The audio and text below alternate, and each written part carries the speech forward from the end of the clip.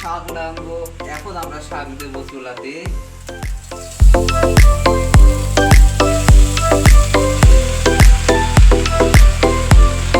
আমরা লবণ দেবো, লবণ দিয়ে শাকটা সিদ্ধ করে নেব।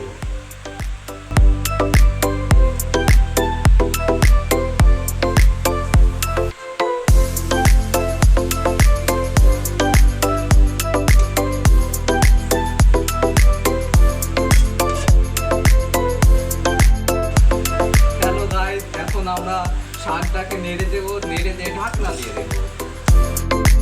গাইস এখন আমাদের নেড়ে দেওয়া শেষ। এখন আমরা ঢাকনা দিয়ে দেবো যেন এটা সেদ্ধ করে। গাইস আমাদের শাক সেদ্ধ হয়ে গেছে মনে হয়। আমরা ঢাকনি তুলা দেখি। গাইস আমাদের শাক সেদ্ধ হয়ে গেছে, তার সাথে সাথে পানিও মরে গেছে। এখন আমরা শাক নামাই ফেলবো। আমরা আরেকটা কড়াই তেল ঢেলে নিয়েছি।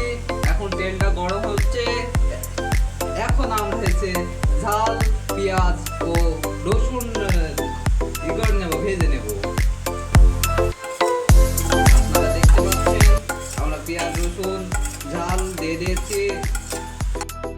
হ্যালো গাইস, আপনারা দেখতে পাচ্ছেন আমরা পেঁয়াজগুলো ভাজছি। কালার হয়ে গেলে আমরা এর মধ্যে কি বলে গাইস আমাদের পেঁয়াজ রসুন ভাজা শেষ। এখন আমরা শাক ঢেলে দেব। গাইস আমাদের শাক ঢালা শেষ। আমরা এখন শাকটা মিশিয়ে নেব।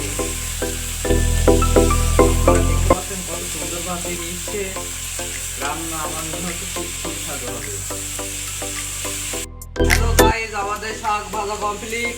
আপনারা দেখতে পাচ্ছেন আজকে মতন এখানে শেষ। কাল আবার দেখা হবে আপনাদের সাথে অন্য ভিডিওতে। সবাই আপনাদের সাথে থাকবেন।